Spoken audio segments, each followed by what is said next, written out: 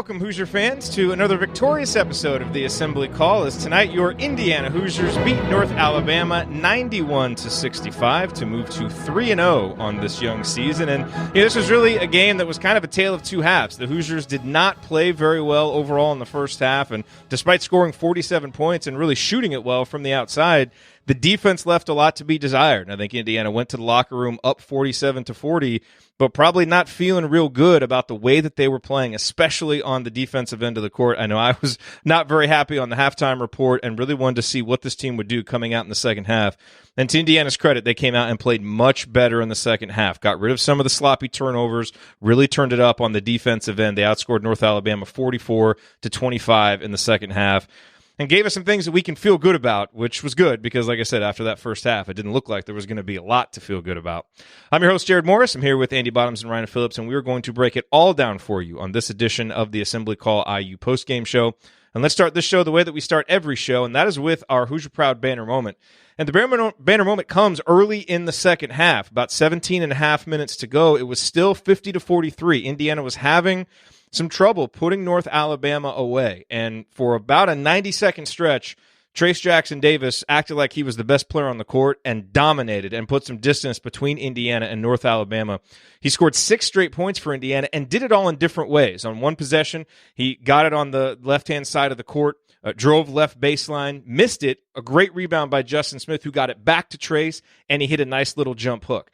That kind of aggressiveness is what Archie Miller has been asking for from Trayce, and he really showed it and continued to show it, as on the next possession, he got the ball outside the three-point line, drove, put the ball on the deck, drove in, got fouled, was aggressive again, made both of the free throws, his 9th and 10th makes of the game to that point. He would end up 14 for 15 from the line, so really terrific there from Trayce. And then the next possession, he got at the top of the key, drove in, and dunked it with his left hand, probably the signature moment from the night.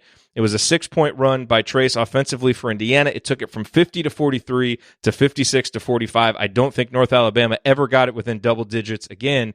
And, it's not just the result here. As we've talked about, these early games, it's all about the process. And what I loved about this process from Trayce is he was aggressive. He's the biggest, most talented, most athletic guy on the court.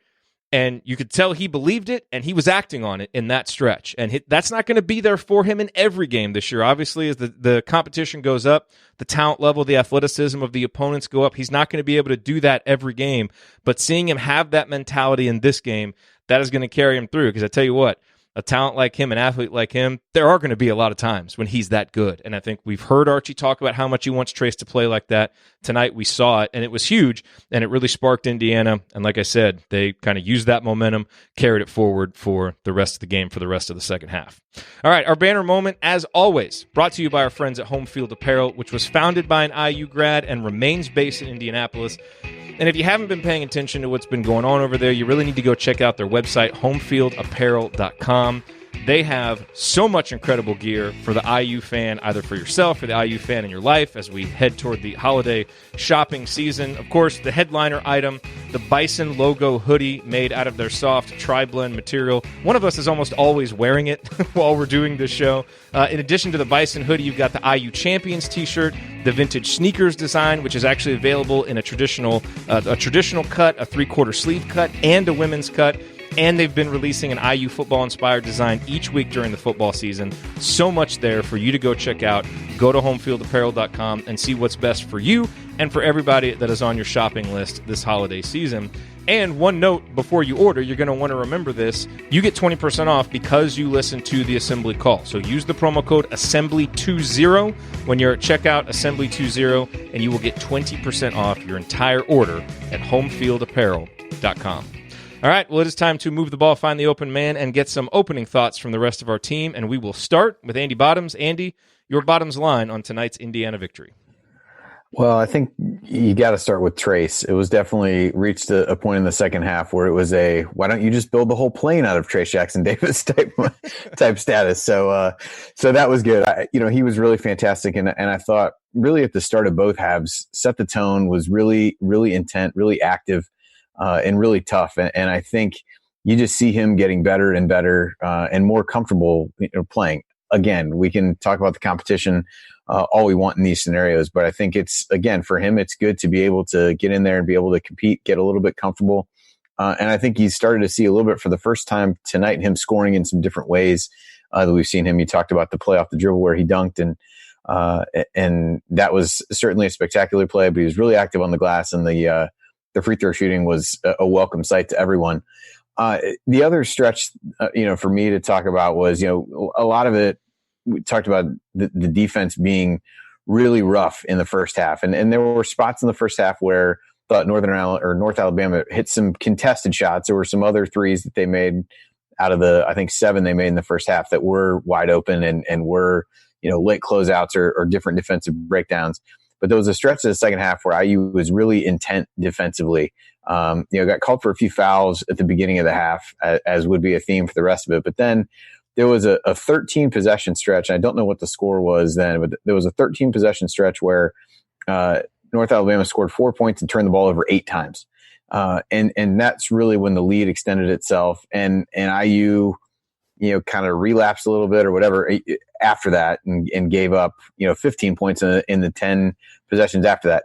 Most of those were from the free throw line, as, everybody's getting called for fouls. But to me, that stretch there of like lights out defense to getting out of position, getting called for fouls and giving up a whole bunch of points is kind of the, kind of make or break, teeter totter, or whatever you want to call it, of the way that this team played. When they were playing really strong defense and really aggressive, they were fantastic. When they, let up, they were able to, let a lesser team, hang around in the first half and get off to a run in the second half. So I think that's really the thing for me, is you talk about like habits to watch and things like that. Like, can more of the good stretches of defense become the norm as opposed to the lapses where they really, get lax and allow some easy baskets?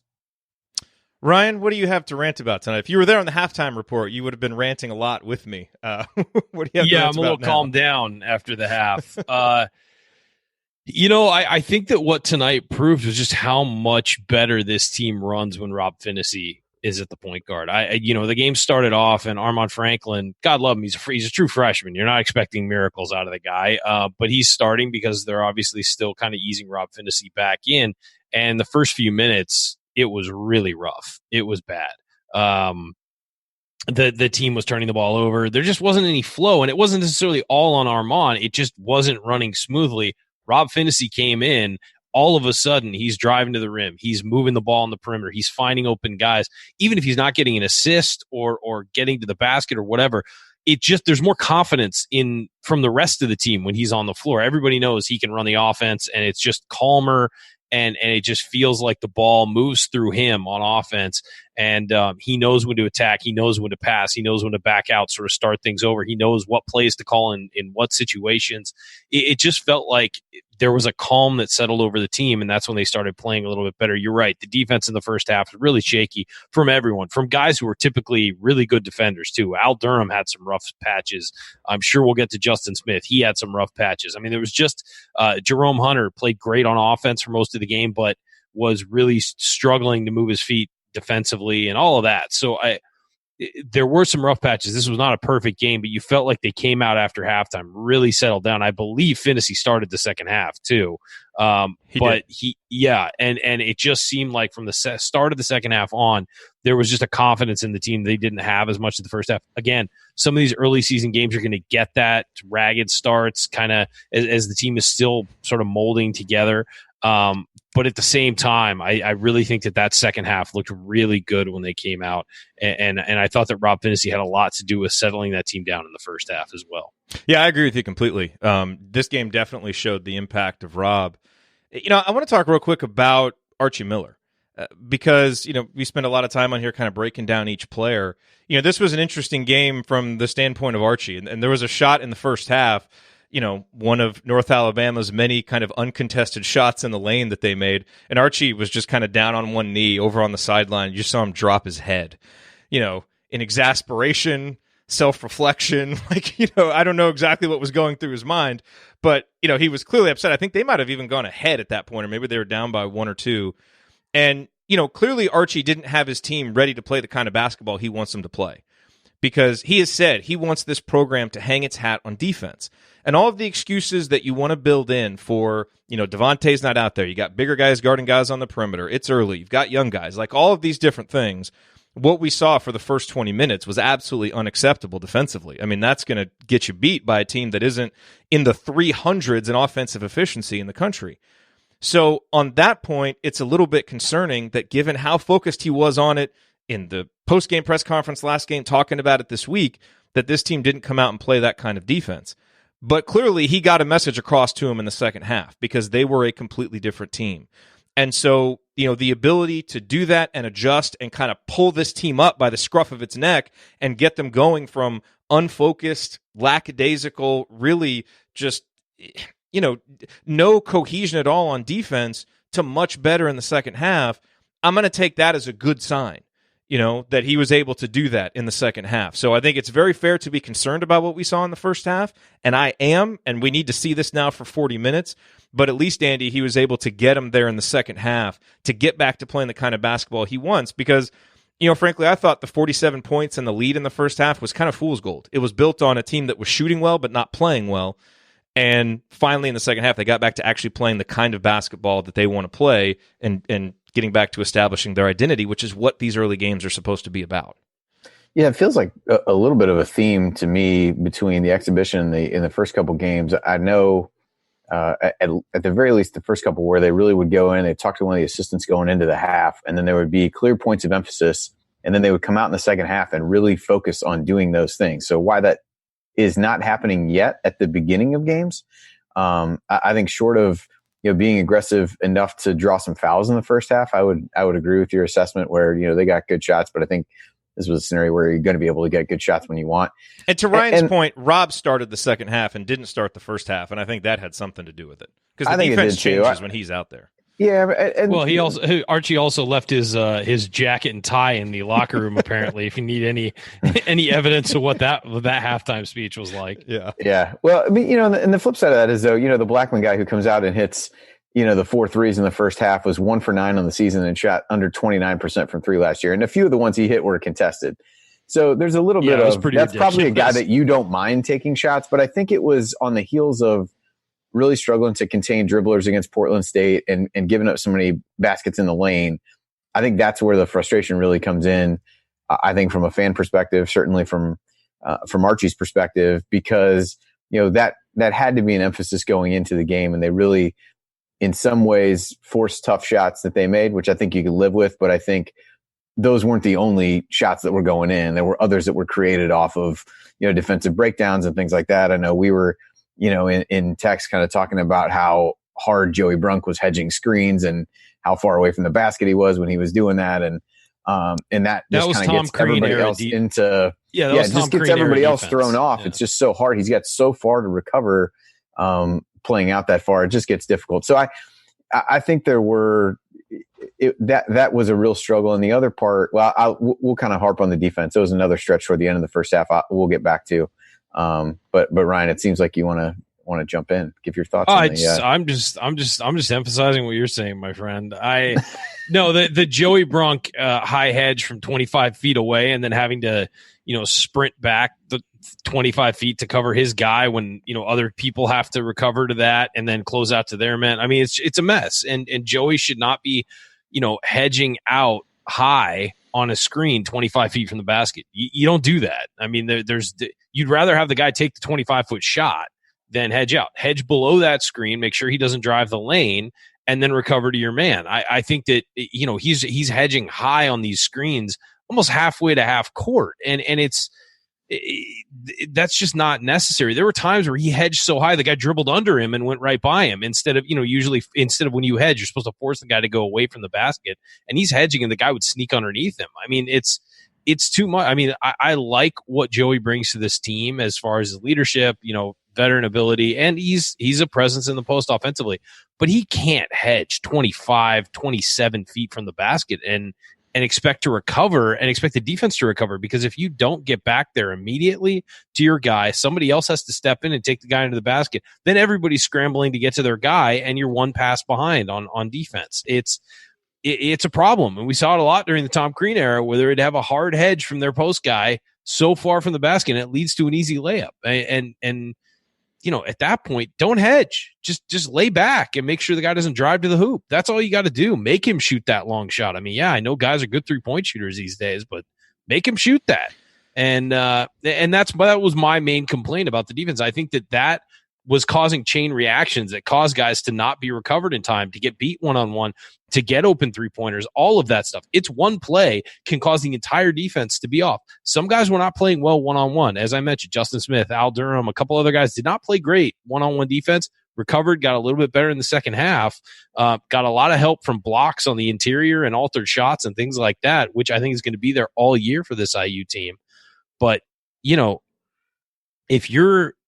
if the point of contact for an offense, the point to start off the offense is a pick and roll with a guy 25 feet out from the basket, lay back. Do not fall into that trap, which is because he was doing exactly what North Alabama wanted him to. Come out really far, then have to recover 25, 30 feet to the basket against another big guy who's wide open. So I just think that set a chain reaction. We saw it less and less in the second half, but that set a chain reaction in the first half that got them. They were chasing in the first half, chasing on defense. You can't be chasing on defense. And the help to the first guy would be there, or the recovery to the first pass would be there, but it was the second pass or the pass after the dribbler had beaten him. The help was just so off kilter. And that's what was better in the second half. See someone in the chat mob, and Andy, to your point, like, yes, they missed some shots in the first half and in the second half, and they made some shots in the first half. And there's always going to be a little randomness with shooting when you're evaluating a defense. And again, that's why you have to evaluate the quality of the shot more than just the result. But I also find it a little bit funny how when you're not really fighting that hard on defense, you're not making it uncomfortable for teams, they make more difficult shots. And when you are, you can't allow them to feel comfortable. Right. And when you're really competing and you're fighting through screens and you're making movements more difficult, even when they get wide open, they're a little bit rushed and the shots don't go down as easily. So, I don't buy the whole thing that, this has just been this crazy run of teams like banking in shots and hitting all these tough shots against us. There's been a little bit of that, but it's also because we've gone through stretches where we just haven't fought that hard on defense. And I have to imagine that's what Archie was talking about in that second half, especially when it comes to, containing dribblers, helping with purpose and all that stuff. So anyway, much better in the second half, though. And I think we can all at least exhale a little bit. Let's talk, before we break, let's talk about Al Durham and Justin Smith.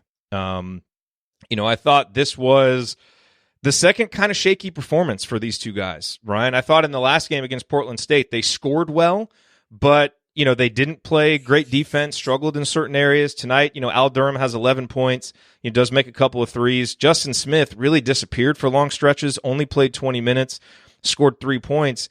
I thought Al in particular defensively, he struggles moving laterally, but I also thought he allowed himself to get picked too easily. He's a guy defensively, because he struggles laterally, he's got to make up for it with anticipation and just flat out like competing to beat a guy to a spot. I didn't think he was doing it in the first half. He did a better job in the second half. This is one of those performances from these two guys that make you remember that as freshmen and sophomores, they were very inconsistent players and would have games where they just kind of disappeared at times. You hope that gets better as upperclassmen. Still plenty of time for it too. But, these are games that make you kind of put your foot on the brakes just a little bit from all the enthusiasm from their first couple performances. Yeah, I'm not as concerned about Al as I think you are, just from what I saw tonight. I saw some possessions where he was. I thought actually his biggest problem wasn't lateral movement. I thought he was guarding guys too close, too far away from the basket, and he would step to them and they drive. And that would get him backing off. Yeah. And that's what created the lanes.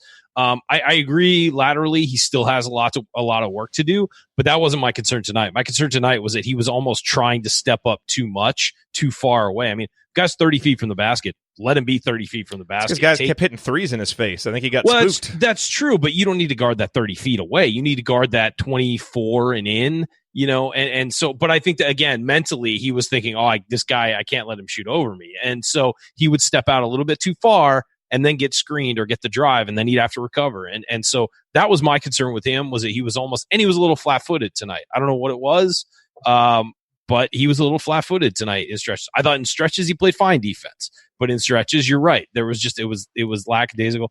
I thought he had some great recovery even though he got himself into trouble, I thought he recovered. The block well shot in the second half. Block shot. That's what I'm talking about. He competed there. He didn't just let the guy get by him. He fought after that happened. And you saw that happen more again in the second half. Yes. And yes.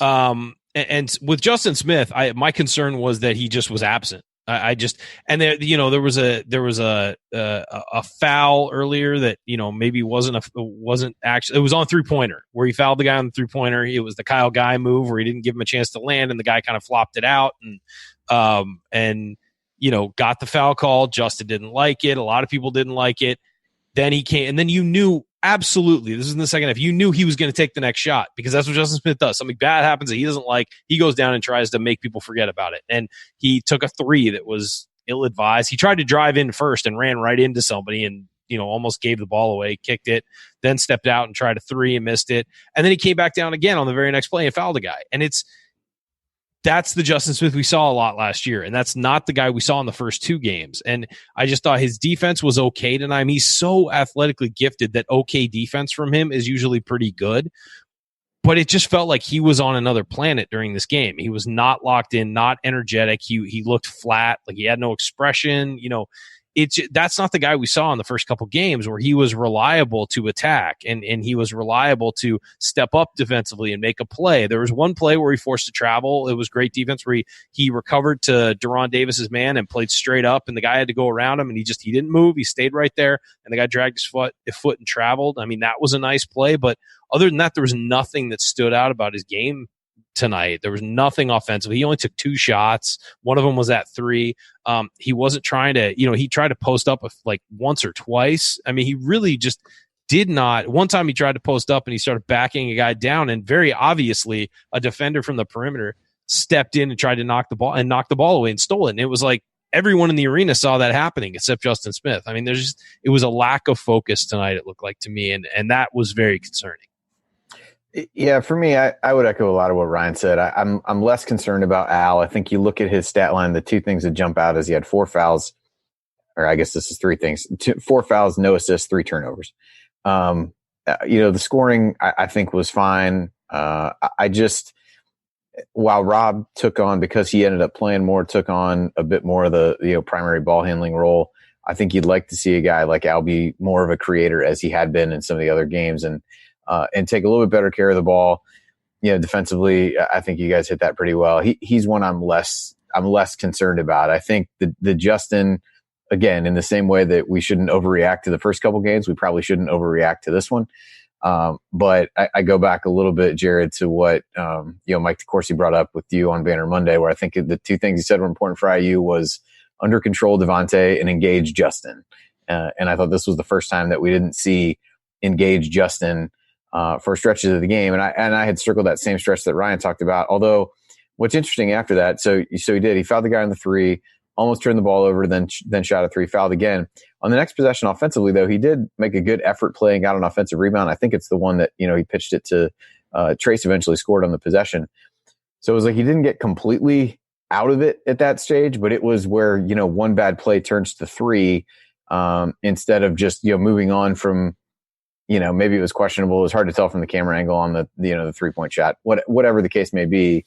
At that point in the game, like, can you move on from that and really get back in it quickly? And he eventually did, but I think it took a little while. And I think this is the kind of game that will get people's guard up with him in terms of what he can be. And we'll kind of go from there. But I thought it was a game, if you look from a minutes perspective, I mean, Justin played 20 minutes. There's a lot of guys right in that 17, 19, 20 minute range. So they were able to spread that out. Al was the only guy who played more than 22 and actually, had the highest plus minus again for a 1-game thing. I don't know that means a great deal, but I did think, it wasn't like Archie necessarily forced the issue with Justin, and he was certainly willing to play other guys when he wasn't playing as well as he might have liked him to. Yeah, I definitely agree with you guys. I'm less concerned about Al because in the past when Al would have kind of a disappear game, he would score 0-2 points and would lose his aggressiveness. That's not happening. He's still being aggressive offensively. He scored in double digits and I thought improved within the game. So I think those are important points that you guys made. And yeah, this was something that we've seen from Justin, and hopefully he leaves it here in North Alabama, learns from it, and we can move forward. And one quick point I want to make before we break that was made in the chat by Jeff that is important to remember is Archie is experimenting some in first halves with lineups, coach said maybe some of those ball screen coverages, because they've been a little bit different than what we saw the first couple games, maybe that was a scouting report issue that just wasn't executed very well. That context is important for these games, that some of the things we're seeing may be experiments. And, if they don't work, maybe they're experiments that don't last very long. And certainly there were some in the first half that we would hope to see stay there in the first half. All right, coming up, we continue our breakdown of Indiana's victory over North Alabama. I will point out tonight's meaningful moment that you might have missed. And then we will go inside the numbers to highlight the most important statistical notes from the game. You are listening to the Assembly Call. Stick with us.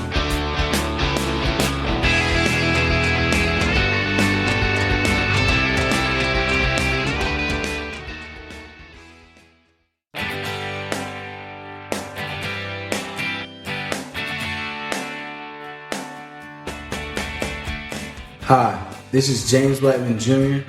I never miss an open three, and I never miss an episode of the Assembly Call. Join Jerod, Andy, Ryan, and Coach after every IU basketball game. Go Hoosiers. You are listening to the Assembly Call IU postgame show. I'm Jerod Morris here with Ryan Phillips and Andy Bottoms, and we are breaking down Indiana's 91-65 victory over North Alabama tonight as the Hoosiers move to 3-0. They put a bad first half behind them, played much better in the second half. And guys, it's time for tonight's meaningful moment that you might have missed. And, to that point about the defense, I thought there was one possession in particular that really showed the improvement in the second half. Ryan, we talked in the first half about how in the first half, they really just got discombobulated with help, and if North Alabama would just be patient, make the extra pass, they were getting open shots. And at about the 13:45 mark in the second half, Indiana leading by 13, 58-45, a North Alabama guy drove the left baseline, passed to the guy in the corner, and North Alabama whipped the ball around the perimeter, and Indiana exhibited outstanding help. Not only, I don't remember who it was, not only did somebody slide over and stop the dribble penetration, but they rotated over to the guy in the corner and then rotated to each pass to the point where every pass you kind of thought, well, they're going to get an open three, but then an Indiana guy was there, and they ended up forcing a turnover. That's what it should look like. And I believe the lineup on the floor at the time was Al, Armand, Jerome, Race, and Trayce. And we're going to talk about it. Some of those guys, when they've been on the court and playing together, have really been good. But, when we talk about, guys hitting these tough shots and all this stuff, well, one of the best ways to prevent that is to actually hustle, to help with purpose, and to know where everybody's going to go, and to close out well. And that's what Indiana did, to the point where North Alabama couldn't even get the shot off. That's the kind of defense that we want to see. And so that's why, to me, Andy, as you look at that second half, that's why I'm so much more encouraged, because that we would not have seen that possession in the first half. The guys just didn't seem as engaged as you would need to be on a possession like that. That was the defense executed well. And they didn't play like that the entire second half, but there were certainly more examples of it than what we saw in the first. And that's got to make Archie happy. Yeah, that was a kind of a textbook defensive possession, probably regardless, but certainly in comparison to the into what we saw in the first half. But it was really good recovery, and you could even hear the crowd kind of get excited, because they had, it was one of the first times, if not maybe the first time, they'd really seen that level of rotation and over the course of the game. So yeah, you could tell it kind of picked up the crowd, and then at that point when they had contained everything and everything got reset, you kind of felt like, all right, well, there's no way they're scoring on this possession, because the opportunity to score had passed. IU had stemmed the tide and figured out a way to close it down. So yeah, I remember exactly the play you were talking about. It was a really good sequence by a number of guys, and one of the points that was made on the broadcast a number of times was really about communication on the floor. And I don't know if that has anything to do with some of these combinations that seem to have worked better together. I have no idea who gets along better with anybody else on the team, or who's more communicative, or whatever the case may be. But you definitely see those kinds of breakdowns that seem preventable. In that case, you've got guys, I feel like on that one, kind of pointing different things out, and you could kind of see them going through the process of getting to where they needed to be as a unit, as opposed to just individually trying to go and kind of do something one-on-one. Yeah. Ryan, another moment that I'm sure nobody missed is Jerome Hunter came in again with fire in his eyes. I think the first time he touched it, put up a three and drained it. And, I think he scored 7 points pretty quickly, and Jerome finished the night with 12 points, played 19 minutes. Really was nice to see him get out there, get some more extended time. Wasn't as efficient. He was 4 for 9, but man, 2 of those threes rattled in and out. Like his shot looks he good. should have had 2 more. And he looks confident, man. And you see the offensive potential oozing. You had an interesting, I thought, observation during the game, that defensively he obviously, needs some work and needs to, be able to get low and kind of play for full possessions, which is going to come as he gets better. But, my goodness, he continues to show things to be really, really encouraged by as we go through these first few games. Yeah, the indication of a guy on defense who's kind of struggling is when they bend over but don't bend their knees. And so you see him leaning forward and not sort of in a stance and with their bend. And you could see that with Jerome. And look, he sat out for a year. He's not where he wants to be defensively. He's not where Archie wants him to be defensively. Missed an entire year of basketball. The offense is very encouraging because of what we saw from Jerome in high school. I think he can develop. He's certainly got the athleticism and the skill to develop into a much better defender and a better all-around player. But the thing is that, remember, he sat out a year of a weight program, then had the summer working non-contact to build up his strength again. So he's not a year advanced from when he entered college. He's probably about where he was when he entered college, maybe a little bit ahead of that. But remember, he lost a year. I mean, it's so hard to describe what that does to a guy to lose a year and what it does to your body and what it does to your mental state and all that. What my favorite part wasn't Jerome stepping up and shooting threes, because his shot looks great right now. And the two that rattled in and out were halfway down and came out. Just cruel luck on that rim. But the one that I really liked was when he got the ball on the wing one time, took a couple dribbles in, turned his back to the guy, and then turned and just had a little jump hook right over him. That's confidence. Like, that is confidence. He wasn't in a set post up. He was just on the wing. He knew he was better than his guy, took a couple dribbles in, shielded him with his body, and then did a little quick jump hook.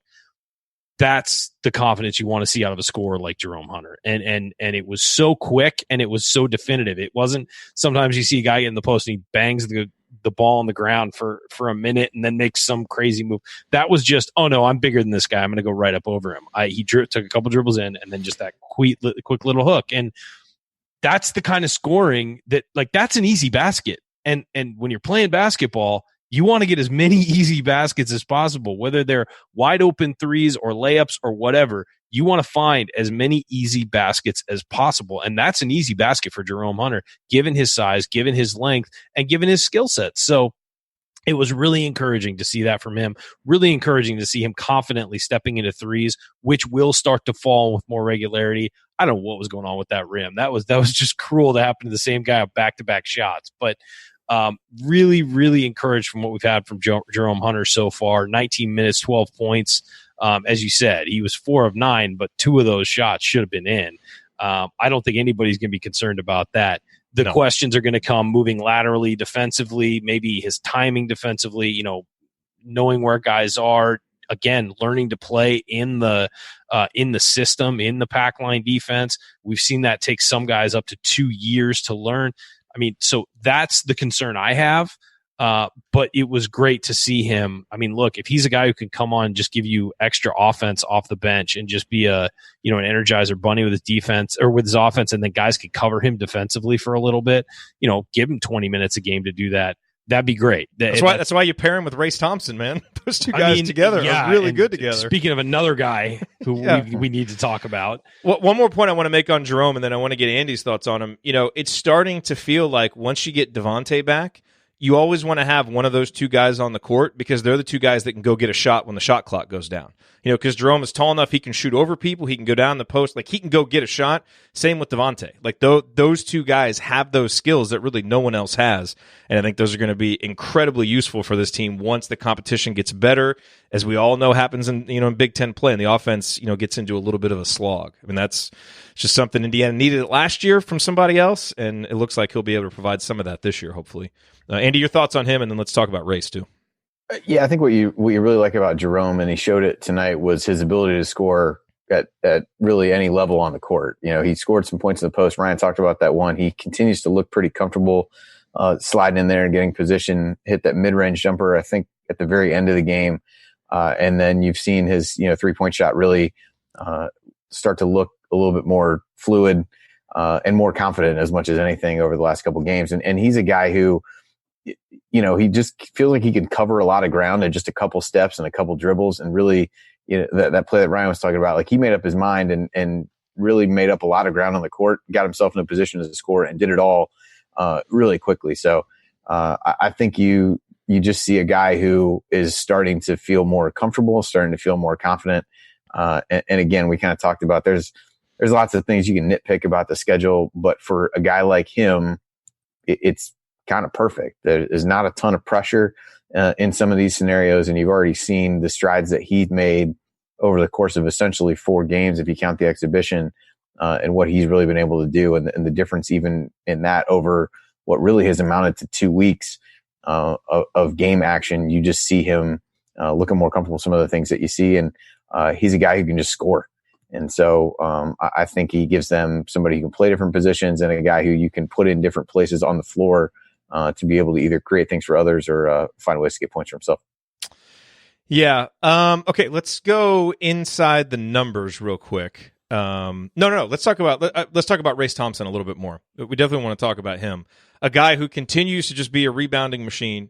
I'll tell you what I love the most about Trayce. That is a guy who competes on every defensive possession. Even when he gets beaten, I mean, he bodies guys up. He recovered. Did he have 3 block shots tonight? Did I see that right? Yeah, 3 block shots. 3, yeah. He only had 4 rebounds, which 2 on 1 possession. Yeah, it's funny. He played 17 minutes, 5 points, 4 boards, 3 blocks. I mean, I guess that kind of tells the story, but I kind of thought the numbers were going to be more. Like, I felt like his impact was more. They were plus 17 when he was on the floor. Yeah, because he makes an impact. He just brings a toughness. And I tell you, the thing that I kept thinking as this game was going on is, let's say that this was a 5-point game with under 4 minutes to go. Who do you think Archie's rolling out there for a lineup? I would almost guarantee Trayce Thompson would be on the court. He has his defensive ability, his energy. I mean, that guy needs to be on the floor more. And people were talking about it in our chat here online, and it's you got to play him more. I mean, maybe you're easing him into a bigger minutes load. I get that, but man, 17 minutes for him, they were plus 17. I mean, he's especially when Joey and Durham aren't exactly taking their minutes and running with them. I agree. I mean, look, I think that is a guy who is never, even if he gets beat on defense, he recovers and he plays tough. And I don't care that he scored 5, but he was 3 of 4 from the free throw line. I mean, you put him in any situation, he'll be fine and he'll handle himself. And I think he's earning minutes right now. I mean, I know he had 2 steals too. Yeah, Demezi Anderson went out there and got 10 points tonight. Was 4 of 5 shooting, 2 of 3 from 3. I want Trayce Thompson to get more minutes than he did, and Demezi had the counting stats on him. Trayce Thompson adds a level of toughness, a level of energy, and just so much to the floor when he's like putting he and Trayce Jackson-Davis in the post defensively is you're going to shut teams down. I mean, Trayce Jackson-Davis, quite frankly, I know we're going to get into him later, but he could lead the Big Ten in blocks this year and not feel like he's just hunting blocks. He's actually playing good defense. Trayce Thompson and he on the block, that's a good defensive tandem down there. I want to see both those guys play more. Trayce had 22 minutes tonight, and Trayce Thompson had 17. I want to see more out of those guys. I think I do like how Archie balanced the minutes though, and didn't overload anybody tonight. It was nice to see. Right. No, I mean, I get what's going on right now. They're trying lineups. They're trying to get guys playing time and all that. Totally on board with that. I just mean as we start to get to the bigger games, I want those guys who are showing out to earn minutes. He needs to put Demezi Anderson out there right now for 20 minutes a game to try and find out if he's going to be valuable as we get into tougher games as a shooter and a scorer. I get that. Yeah. I just don't want to see Trayce Thompson only playing 17 minutes when we get into the games that matter.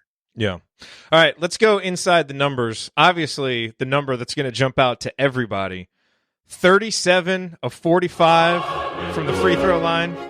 I mean, not only is the number great, I mean, 45 free throws, a free throw rate of almost 100% since Indiana took 46 field goal attempts, but making 37, 82.2%. Quick pop quiz. Do you know what Indiana is shooting from the free throw line on this young season? 74%. Higher. Andy. 70.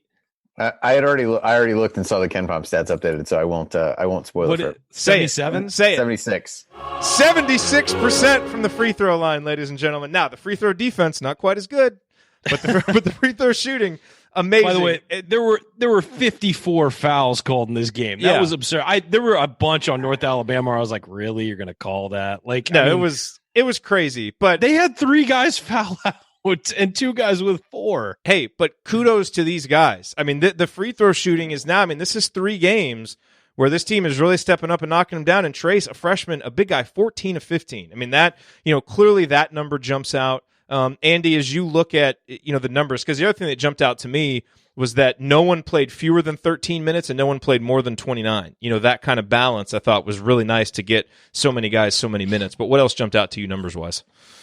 Yeah, I think the balance from a scoring perspective was there as well. You had 5 guys in double figures, and I think 9 guys had at least 5 points. So a really, solid all-around performance there. One thing, and part of this can be attributed to, maybe some of the free throw shooting masks this a little bit. But of the 46 field goal attempts that IU had, 21 of them were from 3-point range. And for a while, there were actually, IU had taken, I think, more threes than 2. So I agree that part of that is, being aggressive and getting fouled in some of those scenarios. But I do think there were times when, IU settled a little bit easily for 3-point shots that they could have gotten later, because they still shot really well from, 2-point range, or 15 of 25. So you're 60%. They got fouled a lot on 2-point shot. Though. So, yeah, so that's fair. The rebounding was interesting. 28. The rebounding battle was pretty close. And part of that is, so many free throws, different things like that, and turnovers. The other team, North Alabama, had 22 turnovers too, so they weren't getting as many shots up. Yeah, of the rebounds, I mean, Trayce had 8, and then Race had 4, and then kind of a bunch of guys with a couple. IU took a lot better care of the ball in the second half. 9 turnovers in the first half, just 4 in the second. So that was important. And some of those turnovers were bad too. Yeah, they were not. It was not great. There was a stretch where I think the teams turned the ball over a combined 5 possessions in a row, and a tear rolled down my cheek as I think the ball was for basketball wet. Started to die. But I'm not joking. I think the ball was wet because guys kept wiping their hands off. I bet that's what the players were saying. I mean, it looked like, and then there was one where it didn't wind up being a turnover, but it slipped out of Jerome Hunter's hands, it completely. He went to pass it, and the ball just floated in the air, and I think it went out of bounds, or tipped out of bounds by Northern Alabama. So it was one of those brand new balls that still has the shine on it. Yeah, no, I mean, guys were wiping their hands, and that was in that stretch where everybody kept turning it over. So I don't know. But no, I think that the clamping down the turnovers in the second half was a huge key for Indiana. Was just the 4 turnovers? Yeah, second half defensively. Ryan put these in the chat. 15 of North Alabama's points came from the free throw line. Otherwise, they were 0 of 4 from 3 and 5 of 18 from the field, and had 12 turnovers. So I think it speaks a lot to the defensive intensity in the second half. Overall, IU had 9 blocks and 6 steals. Those are good, and 23 points off turnovers for IU. So, those are positive numbers. So, expecting a game like this, a lot of good things to find despite some stretches that were a little bit ugly. Yeah, my number is just that North Alabama hit 7 of 10 threes in the first half and went 0 of 4 in the second half. That means guys are closing out to shooters, because those guys didn't just stop shooting threes because they felt like it. They stopped shooting because they weren't there, and they didn't make one in the second half. That was an emphasis at halftime. 7 of 10 was just crazy in the first half. And then, they just didn't let them get any points from there. They had 21 points, from the 3-point line in the first half, and none in the second half. I think that was a huge part of the defensive effort. Also, 1 free throw earned for the other team flopping. Hey. Yeah. I like that rule, by the way. Same guy twice. Same guy. Yeah, same guy twice. Stop it. You're embarrassing yourself. Exactly. Enough, my friend. Enough. The last number that I want to mention is 4, which is the combined field goal attempts of Joey Brunk and Jerome Davis. A lot of talk in the offseason about how this team was going to maybe play 2 bigs and pound the ball inside. And clearly Indiana did pound the ball inside and got some points in the paint and got fouled. And got a lot of fouls. Yeah, and Trayce got 20 points. And those guys did get to the free throw line. Brunk had 3 free throws. Duran had 6 free throws. So that was all good. But still, those 2 guys, they struggle on defense. They really have to make their impact offensively. And for whatever reason, whether it's just, the entry passes aren't great, or, whatever it is, or they're not getting position, they're not having the impact I think that we would have expected they might have early in the season. And again, with Duran, I'm not going to overreact to it. I want to see, how he starts to play when the games are a little bit bigger. But, man, I thought for his first stretch on the court, I thought he looked almost totally checked out. He was just out of it. Then he came back in, and to his credit, got back in. It had that beautiful spin move, and I think he started jawing with the guy across from him, and when that happens, Duran really gets into the game. He's in, yeah. Yeah, but, I guess I expected a little bit more from those guys offensively, and right now we're not quite seeing it. So did you guys mention interesting? I thought. Did you guys mention bench points? Bench points was 46. 46 bench points, and we had talked about how we were worried about sort of the bench. Will the offense slow down? But again, Rob Finney was on the bench. Yeah, tonight the bench actually turned things around when they got Jerome in there. Hunter was on the bench. Demezy Anderson scored points off the bench. I mean, they had some really good. And I think this is a team that can actually score off the bench when the season comes around. Once these guys are more comfortable, you see Jerome Hunter get more comfortable, Race Thompson, and then you're going to have Armand Franklin coming off the bench likely, and then one of the starters will be coming off the bench because Devontae's going to be back. Devontae's coming back. I've forgotten his name. Forget the man's name. He hasn't been out that long. Gone for 3 games, and I can't even remember him. Good grief. But, Devontae's going to be back, so somebody else is going to be forced to the bench. So that bench is going to be deeper and be able to come on and score. I'm not worried about it. I thought tonight they were fantastic. I thought the team started slow and played better when the bench was in, whereas in the first couple games it seemed like they started well, and then the bench came in and kind of had a lull. So I thought it was the reverse. You were right. Yep. I thought, to go back to your point about Duran and Brunk, I think it kind of ties into Race Thompson point. The thing I was going to say about him is that he is not going to get you beat and doesn't need the ball in his hands to be successful. And I think when you contrast that a little bit with those two guys, you see them struggling defensively, and a little bit of that is playing some smaller teams and things like that. But if you think that you're not going to watch those guys get put into ball screens the entire time they're on the floor against Cassius Winston or against Xavier Simpson or any of the good point guards in the Big Ten, like, you're kidding yourself. So in that regard, like, they're not giving you, they are going to be somebody who's going to put so much pressure on the defense, as we talked about before, to kind of cover for them when they're put in those scenarios. And I think with Duran in particular, IU feels like when he's in the game, they really have to force feed him the ball to take advantage of what he does really well. And he had the one really good move, I think, in the first half. That was solid. But I think when he's on the floor, they feel like they have to get him the ball. And I think Race, in a scenario where there's other guys who can score and contribute, whether it's Jerome or Al or whoever else, like, he's a guy who doesn't demand the ball. Like, yeah, he's going to get you some putbacks and maybe you dump it into him every once in a while, but isn't a guy that you feel obligated to get the ball to and is still going to contribute regardless. So I think that's kind of the dilemma based on what you've seen so far that Archie has to face of, like, how do these pieces really fit best together? And I think Race's skill set and what he does well from an instinctual standpoint and defensively really complements virtually anybody really well. And I don't know if you can say the same thing through these games, but I'd really like to see what this team looks like against Florida State's going to be a great test. They always have tons of size and things like that. So yeah, athleticism. How much do you need a Duran and a Joey in those games versus these? And is it in some cases just a physical size type thing? So it's going to be very out, but not dependent. for a few weeks. Yeah. It's going to be very matchup dependent with those. At least we have the different kind of pieces that we can mix and match, which is nice. Yeah, that's encouraging for sure. But all right, coming up on the assembly call, we are going to hand out our game balls, and then we will hit any other lingering storylines, including Demezy Anderson, because we need to talk a little bit about him. And then we'll look ahead to Indiana's next opponent, and it'll be time for last call. That's all next. Stick with us here on the assembly call.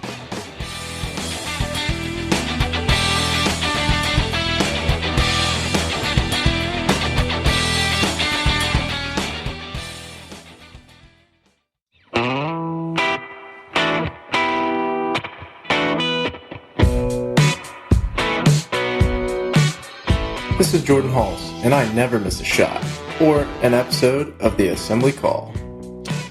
You are listening to the Assembly Call IU postgame show. Catch us live immediately following every IU basketball game, plus every Thursday night at our website, assemblycall.com. And while you are there, make sure that you sign up for our free IU Hoops email newsletter. Over 7,000 of your fellow IU fans have subscribed.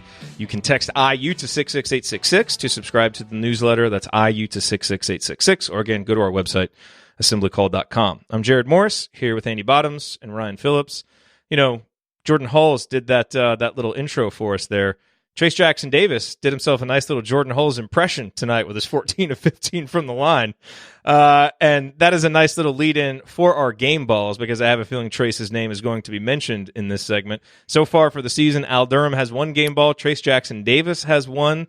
Will the tie be broken? I'm just going to start. I'll give my game ball to Trayce. He got the banner moment. I thought he was the catalyst to Indiana, extending their lead and really putting North Alabama away. And he just, once again was a really, I thought consistent presence overall. He has his moments defensively, you'll see it where, he's a little bit slow to react. It still looks like he's thinking out there sometimes. And as the season goes along, that's going to get better. But when he's just reacting and playing and not thinking, you see the talent just bursting out of him. And, it's just got to make every IU fan so excited about his potential and what he can be. And, it feels like he's just scratching the surface of it. And here he is in his third game going for 20 points, 8 rebounds, 14-15 from the field, and 3 blocks. So, I mean, that's pretty good for a guy that's, just getting started. So, Trayce is my game ball tonight. Ryan, who gets yours? The entire roster of the Evansville Aces for beating Kentucky. Nice job, Evansville. We're here for you. Kentucky was number 1, too, so this wasn't one of those times where Kentucky was like 20th and some little school beat them. Congratulations, Evansville. My Indiana game ball will go to Trayce Jackson-Davis. I think that's a pretty obvious pick. Rob Finney gave him a little bit of a run for his money with some of the way he played late in the game and with that stretch early. I really liked what I saw from Rob, but it's Trayce Jackson-Davis, 14 out of 15 at the line, and just going to get there. It's so funny. We're giving the game ball to a guy who only shot 4 shots and 4 field goals, but the 8 rebounds, he had blocks. I mean, he was doing everything that you expect from a McDonald's All-American, and that little sweet little drive and dunk punctuated it all for me. So Trayce, congratulations, you got a game ball tonight. Andy, did you have any flashbacks to 1993 when Greg Graham went 26 of 28 from the free throw line, seeing Trayce just live at the line like that tonight? Because I know I did. I did think about it at one point, but he was too far off the pace to really challenge it. But how remarkable is that stat line from Greg Graham? 26 just to be able to get there that many times. I mean, you think about this game, for as many fouls as there were, Trayce had 15. Nobody else had more than 6 attempts, maybe. I don't know, but it was Trayce for me. I think Finney, to Ryan's point, was the other guy that you could consider. Thought he provided a good spark off the bench, 6 assists. So good numbers there. I thought again. They seemed to put him on Blackman, who had hit those threes early and really slowed him down a bit. But Trayce leads in points, blocks, rebounds, and makes 14 of 15 from the line, which I would say virtually after the last few years, if anybody makes 14 of 15 from the line, really automatic game ball. Any scenario, that's like an automatic game ball. Yeah. By the way, 2 just quick moments to point out about Rob. One, there was a play where Race was, out guarding his man on the perimeter, and he's just not very good at that right now, especially against a guard. But he got beat, and he hustled to help. But, man, Rob Finney was so quick to get his feet planted outside the lane and took that charge. It was beautiful. That's the kind of stuff that you get from Rob Finney. And just something to watch out for. I haven't seen any quotes in the postgame or anything. Rob took a shot toward the end of the second half when he drove into the lane and went up for that layup, and he took a body shot from the North Alabama guy, and you could kind of see it was one of those, it was almost his entire side got hit, and you kind of see him kind of trying to shake it off as he was walking. So for a guy that's dealing with a lower abdominal injury, I'm not trying to sound any alarms or anything, but I would just kind of keep our eye on that for a guy who's been battling some injuries. My guess he's going to feel that. Took a pretty tough charge too. He did. One point. Yeah, and this is a guy who's still recovering. I mean, he is tough, man. He is really tough. One last player I want to talk about before we move on is Demezie Anderson. We've mentioned him a little bit. I thought, Ryan, what we saw from Demezie in the second half is kind of what he's going to have to do if he's going to get minutes, which is he's just got to go outscore his defensive mistakes. Because Demezie, to save his life right now, cannot keep anybody in front of him on the perimeter. And the only it was chance, really bad. It was really bad in the first half. And I really bad. You see him. I feel like he is playing hard and trying, but the awareness and just kind of the anticipation just isn't there, and the quickness. None of those things are there. You almost just can't put him on perimeter guys. Now, when he can guard a guy on the block and use his body, use his quick hands, he's got a shot. He's not great, but he's at least got a chance. And so he really, to me, projects as a guy that's going to have to play the 4, to really get on the court, because against good competition, he's going to get abused on defense. But to his credit, on the other end, he hustled for a loose ball and turned it into a bucket. He made a 3. He got that nice assist to Trayce. The guy is wired to score, and he did. And what did he end up with? Did he end up with 10? 10. Yeah, 4 of 5 and 2 of 3 from 3. Yeah, he was efficient. He had a couple of assists, so I felt like in the second half he produced more than he gave away. But you really his defense saw, was better in the second half too, but it's still one-on-one. He's not. He just gonna be able can't. to He throw the just ball. he can't keep guys in front of him on the perimeter. And it almost feels like when he almost got his ankles broken at one point by some guy who made a crossover on him. I mean, it almost is like he's running around on ice or something. Like he's not. I don't know. It's like, how when you play and you're on a dusty floor and you have to wipe the bottom of your shoes. I mean, it's like he's playing without doing that. Like he's sliding around and he's not good at moving his feet. He's not good laterally. Maybe the court was wet too, or his shoes were wet. I mean, it's tough to watch. It's really, really tough to watch. And you hope that he gets better over his time, that maybe, they unlock something with his athleticism. We know he doesn't get off the floor very much when he shoots and when he jumps and all that stuff. Maybe they're able to unlock some athleticism, get him to be more active side to side and quicker. But right now it doesn't look good. And it doesn't look like this is a guy that you're going to be able to put on the floor against top level competition. No, I mean, he does look more comfortable offensively, but that's the thing. I mean, there's just, so many holes there defensively, but for a defensive-minded coach. Andy, do you have any comments on Damezi? No, I think you guys hit it well. He just, it just was, even toward the end of the game. They had somebody just drove by him and got right into the lane, and I think that's just going to continue to be a struggle for him. I think he's one guy on this team where it's not, and I think Jerod, you brought up the reasons where it's not necessarily like a clear spot to figure out where to play him. Because you compare him to other guys who might play the three in that scenario, and I think anybody who else would slot into there is going to be better than he is defensively. If you play him at the four, you just have so many guys there that you kind of opt to play him in that position over the lengthy list of big guys that they have. So I think it's just a weird spot for him to be able to do that, but he's going to have to figure out how to overcome some of those things defensively if he's really going to earn minutes when things get rough. But I do think, like, hustling wise, there was spots where you've seen improvement in that perspective. It's not for lack of trying, for sure. Yeah. So, well, it'll just be interesting to see. Again, these games are good for a guy like him to try to work some of those kinks out. And, but I would agree with you that if you don't see it in these games, you're hard pressed to think that you're going to see improvement when things start to get tougher.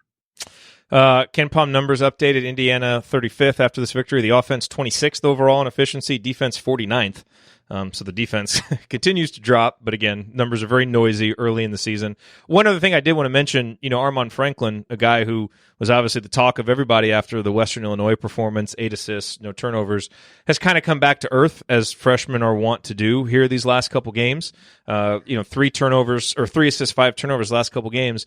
The one positive I thought tonight, I thought he had some good stretches defensively, I thought, in the second half. Made a 3-pointer. That was nice to see for his confidence. You kind of contrast Jerome's shots right now when he misses, they're online. Armand's shots are kind of all over the place. Way off. Yeah. And so it was nice to see him make that shot, and I thought he kind of looked for his next one with confidence. That, to me, is something to watch for him. It was really easy with how he played in the exhibition against Western Illinois to get ahead of ourselves with how good he can be. And believe me, I think he can be good. I think he's going to be a contributor for this team. But one of the most important things he can do is come off the bench and make outside shots. And that, to me, is can he build some confidence over these next few weeks with that outside shot? I don't think he's going to be a knockdown shooter by any means, but he needs to be capable of it. So I was happy to see him get his first one. He's only 1 for 7 on the season, but that, I think, is going to be an important skill for him to have if he's going to get in there and play extended minutes, be able to, be another shooter for this team. Yeah, he does a thing where he shoots sometimes, and it's almost like his hand follows through and the ball curves. Yeah. It almost curves in the air instead of, being a flat, straight shot. What I thought I saw from him, you were talking about that play where they closed out. They closed down everybody well defensively. He was the guy that had the longest to go on a closeout, and he got there. And he was the guy whose guy was going to take the shot. Yeah, it was wide open, and he closed out perfectly. I mean, that's something that I think is there with him all the time, is that he is going to make that effort to get to the closeout, to get to things defensively and everything. And he's also still, you look at him when he handles the ball and brings things up, and he may miss a shot, on a drive or whatever, but he still has a lot of confidence in his game and in his ability. And that needs to carry over to the regular season, because he's going to take his lumps. He's a freshman playing at a major conference school, in the Big Ten. He's going to take his lumps. He's going to have games where he doesn't score any points and turns the ball over too much and all that. I mean, that's being a freshman, and he's got to have that confidence and make sure that it doesn't affect him. By the way, other fun with numbers, Rob Finney, assist rate of 41 early in the season. Great to see for a guy who's still working his way back. That's an insane assist rate. He's drawing fouls too, so he's using 29.4% of possessions when he's on the court. So I mean, Rob is getting in there and making things happen. Andy, do you want to hit one more thing before we? No, I can. I'll do it in my last call. We got to get to an extensive preview of Troy, right? Oh, is that not the? Yes. Yeah. So I'm going to just exit here. You go ahead and do your thing. Buddy. So I'm just joking. We have Assembly Call Radio coming up on Thursday night, obviously, as we always do. The Troy game on Saturday, and then, hey, want to give a shout-out to our friends at Hoosier Hysterics who have their event on Saturday before the Troy game at noon. Unfortunately, I would have loved to be there. We all would have. Yeah, I can't travel this week, so wasn't able to get up for it. It's just kind of one of those things where the scheduling didn't work out. But, if you go, definitely, tweet pictures, let us know how it is. I know it's going to be just a remarkable event. Those guys have worked so hard to put it on. And it's really, I think it's an amazing service that they're doing for the fan base to kind of bring everybody together, bring all these ex-players back. It's the kind of thing that I love seeing from this program, bringing different eras together, bringing fans together. So I tip my cap to those guys for what they've, and everybody else who's involved in putting that on. I think it's going to be a great event, and I look forward to seeing how it goes and listening to their podcast of that. But that's on Saturday. And then obviously Indiana plays Troy Saturday night. Troy currently 293rd in KenPom. Indiana predicted to win by 23. Andy, please give us the lowdown on mighty Troy. Well, coached by Scott Cross, who coached UT Arlington that played at IU last year. So he'll have some confidence. They played Indiana tough. Yeah, they played relatively well. Troy's pretty down. This could help IU's free throw defense get back. They're currently shooting 43.3% from the line through 2 games, so that could be helpful. They shoot a lot of threes though, so if you think about one thing to really watch, they shoot almost 43% of their field goal attempts are from 3-point range, and they're hitting just over 40% so far. So, and they've got a fairly high assist rate, assisting on about 2/3 of their made field goals. So something to, if you kind of, take away things from the first half of the game tonight, hopefully you see some improvement from IU in that regard. They have not been good defensively. They played 2 home games against UAB and Chattanooga and lost both, although both by single digits. So, the 3-point shooting, I think, will be really the big thing to watch there. How well can IU contain, dribble penetration and close out the shooters? By the way, guys, we're more than an hour into the show, and we forgot something very important. It's Coach's birthday today. Well, I thought everybody knew that. I thought it would be. I know, but we kind of forgot. We should have. You dumbass. I know. Sorry, Coach. Yeah. We should have wished you happy birthday off the top. Happy birthday, Coach, and happy birthday to Robbie and Ben Malcolmson too. Happy birthday to those guys. Big birthday day for the IU podcasting community, which is very true. Very true. Always. Obviously, the most important is Coach, though. We love you, Coach. Yes, we do. I hate it. Well, yeah. You're listening to the Assembly Call IU postgame show. Remember to use that promo code Assembly20. That's Assembly20, so that you can get 20% off on the most comfortable and unique IU apparel that you will find anywhere. Go to homefieldapparel.com. Use that promo code Assembly20. Hey, maybe get your 9 Windiana shirt for the football team so that when they beat Penn State and they end that stupid streak against Michigan, you can be wearing the shirt when they secure win number 9. Hey, it's the year of the called shot in Indiana football, so I'm just calling it. We're ending that damn streak against Michigan. All right, let's go to last call. What do you guys say? Let's do it. Okay. Sounds good. Andy, you're on the Eastern time zone. We'll give you the honors. We'll make Ryan suffer through. We'll rotate through time zones. Good. I like it. The other thing, and we didn't get to this stretch, but I think it fits here. We keep talking about habits and different things like that. There was a stretch toward the end of the first half tonight where it really felt like IU could have kind of put their foot on the throat of North Alabama. They're up 13 late in the half. Demezy's late on a closeout. They give up a 3. Al takes a quick 3 on the other end and misses. And then IU proceeds to foul North Alabama on the next 2 possessions and give up 4 points on free throws. And so, you kind of look for those kinds of things in this game. Like, can you put teams away? Can you really extend these leads and not give that hope? And I think there were times during the Portland State game where you just had opportunities to really extend the lead and take the hope away from the other team.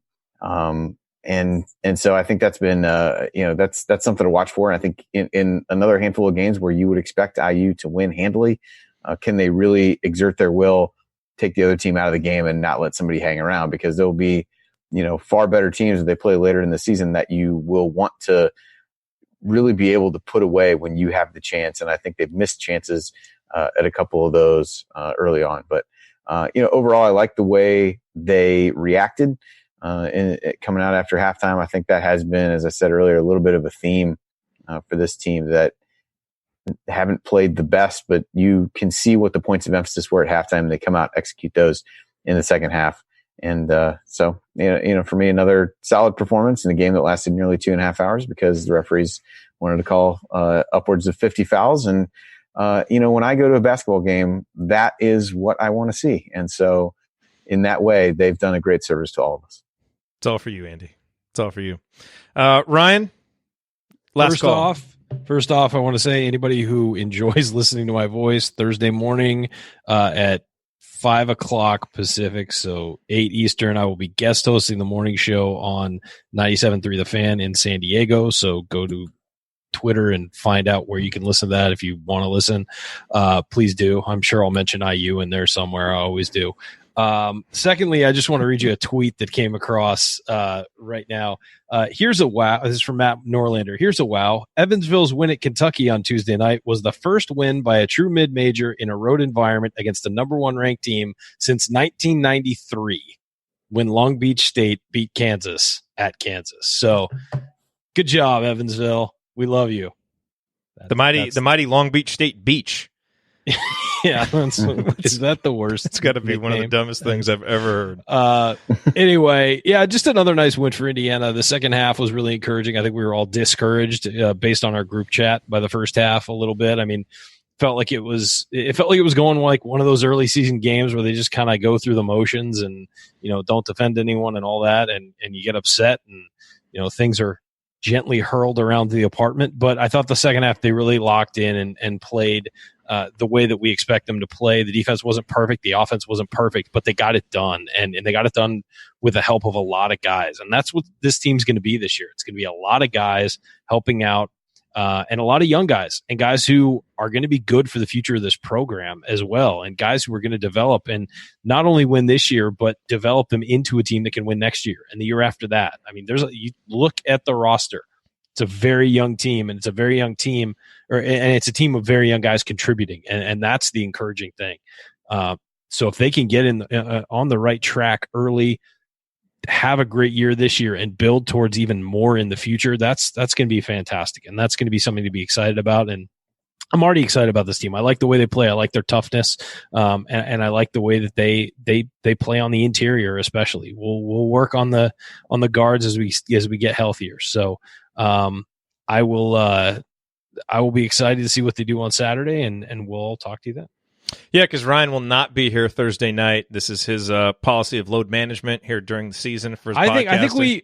I think we've learned that I will be there Thursday night, regardless of my wishes. So, oh no, that's right. You are going to be there Thursday night. I am going to be there. Nobody else can sub for me. He tried. He tried to take it off, but Kawhi Leonard, I am not. Load management. Yeah, we got to use that. We got to find good ways to use that drop. It's a great line from Coach. Yeah, look, really bad first half I thought for Indiana tonight, but it was nice to see the guys recover. I think we were talking with Coach right before we went live, and his quote was, patience within the game.